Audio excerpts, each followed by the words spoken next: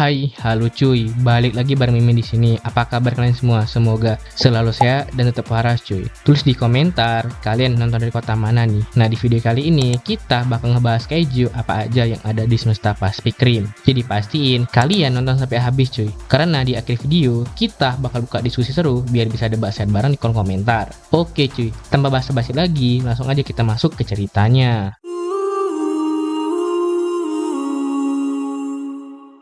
10 Agustus 2013, tanggal yang seharusnya jadi hari biasa bagi warga San Francisco, berubah menjadi mimpi buruk yang tak terbayangkan. Tanpa peringatan, bumi itu berguncang hebat. Gempa dengan skala 7,1 magnitudo, gedung-gedung itu bergetar, alarm mobil meraung, orang-orang berlari panik. Tapi ini bukan sekedar pergeseran tektonik. Dari balik kabut tuh di bawah Golden Gate Bridge, ada sesuatu yang masif muncul dari kedalaman. Air laut terbelah, baja melengkung seperti kertas, dan dalam hitungan menit, kota itu berubah menjadi medan kehancuran. Inilah Trespasser, kaiju pertama yang menembus celah antar dimensi atau bridge dan mengumumkan kepada umat manusia bahwa kita tidak lagi sendirian di puncak rantai makanan. Serangannya berlangsung 6 hari. 6 hari itu penuh kehancuran cuy. Tank dan jet tempur tak mampu menghentikannya. Sampai akhirnya dengan harga yang tak terbayar, Trespasser dijatuhkan. Tapi ini bukan serangan terakhir. Ini adalah pembukaan perang. Dan dunia tidak akan pernah sama lagi nih cuy.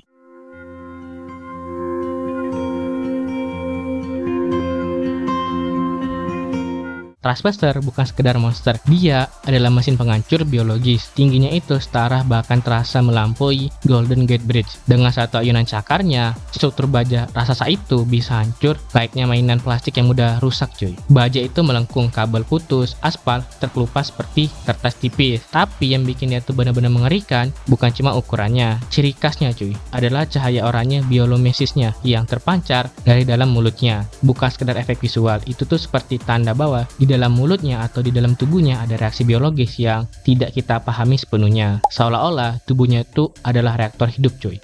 Secara anatomi, Trespasser itu punya kemiripan dengan keju generasi setelahnya seperti Knafe dan Scanner. Struktur lengannya itu unik. Dua lengan utama yang tampak menyatu menjadi satu massa otot besar. Lalu berakhir pada 3 jari bercakar tajam. Ya ini tuh bukan 3 jari biasa seperti ayam, tapi ini tuh adalah alat pembongkar kota. 3 jari itu cukup untuk 1. Merobek beton bertulang, menghancurkan tank, dan terakhir adalah menyobek lambung kapal seperti membuka kaleng minuman soda.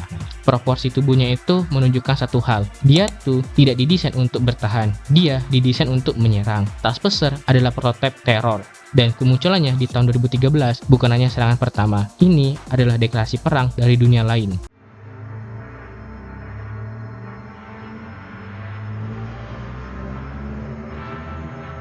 Selama 6 hari berturut-turut, Trespasser mengukir jalur kehancuran sepanjang 35 mil, San Francisco, Sacramento, hingga Oakland, menjadi saksi bisu keganasan makhluk Trespasser ini cuy. Jembatan runtuh, jalan raya terbelah, blok demi blok kota berubah menjadi puing berasap, dan yang paling mengerikan, tidak ada lagi yang bisa menghentikannya. Militer United States Armed Force dibantu oleh Royal Air Force mencoba segalanya cuy. Tank dikerahkan, jet tempur diterbangkan, rudal konvensional ditembakkan bertubi-tubi. Ledakan hanya meninggalkan asap tipis di tubuh Trespasser. Peluru artileri memantul dari kulitnya. Rudal menghantam, lalu hanya membuat sedikit sentakan sebelum Trespasser kembali melangkah maju. Kulit Trespasser bukan sekedar tebal. Dia tuh seperti lapisan biologi super protektif, kombinasi antara baja organik dan jaringan hidup yang mampu menyerap serta mendistribusikan energi benturan. Persenjataan tercanggih umat manusia saat itu terlihat seperti kerikil yang dilemparkan ke dinding baja. Setiap langkahnya adalah gempa kecil, dan setiap ayunan lengannya adalah eksekusi massal bagi bangunan modern. Dan untuk pertama kalinya dalam sejarah umat manusia menyadari bahwa dominasi mereka di atas bumi bisa runtuh hanya oleh satu makhluk cuy.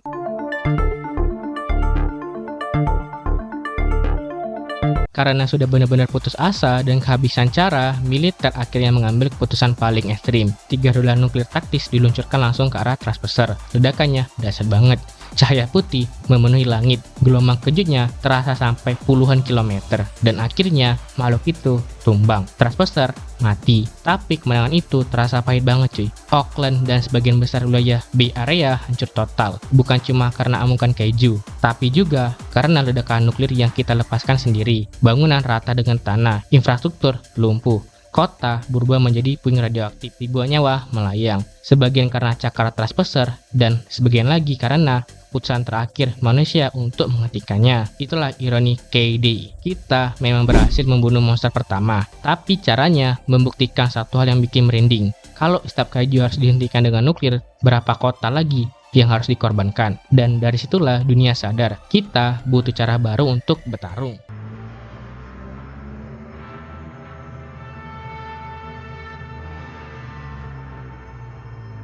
Setelah Traspecer akhirnya tumbang, sisa-sisa tubuhnya dikumpulkan, tengkoraknya diawetkan, dan dipajang sebagai monumen peringatan, simbol hari ketika dunia hampir runtuh.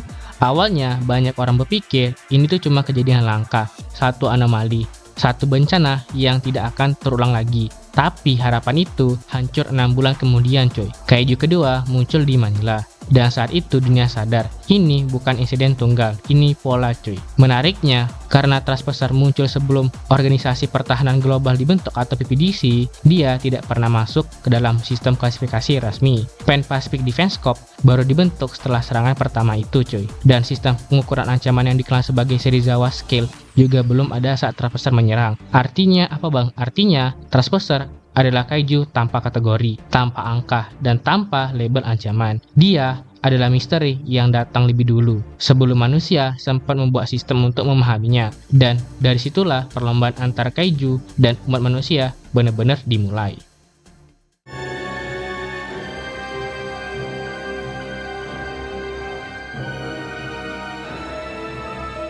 Di balik layar pembuatan Pacific Rim, ternyata ada beberapa fakta menarik soal Traspecer yang jarang dibahas nih cuy. Yang pertama, efisiensi produksi. Model dasar tubuh Traspecer ternyata tidak cuma dipakai sekali. Desain kerangkanya dan anatominya itu digunakan ulang untuk kaiju lain seperti Scanner dan Knifehead. Jadi secara desain, mereka tuh seperti saudara satu blueprint nih cuy. Di balik layar. Yang kedua, nama awal X-Head. Sebelum resmi dinamai Traspecer, kru produksi menjuluki X-Head. Alasannya simple, bentuk kepalanya mirip kapak besar. Nama ini bahkan sempat dipakai di versi video game sebelum nama Traspecer benar-benar dipatenkan di film. Yang ketiga atau terakhir, inspirasi klasik tokusatsu. Sutradara Guillermo del Toro dikenal sebagai penggemar berat budaya kaiju di tokusatsu Jepang. Dalam adegan kemunculan Traspecer, dia tuh memberikan penghormatan pada serial klasik Spectreman, khusus episode The Wrath of the Moon Hunter. Jadi Traspecer bukan cuma kaiju pertama yang muncul di cerita, tapi juga simbol yang keren nih, cinta Guillermo del Toro pada monster klasik era 70-an. Dan detail-detail kecil ini yang bikin Pacific Rim terasa seperti surat cinta untuk genre kaiju nih.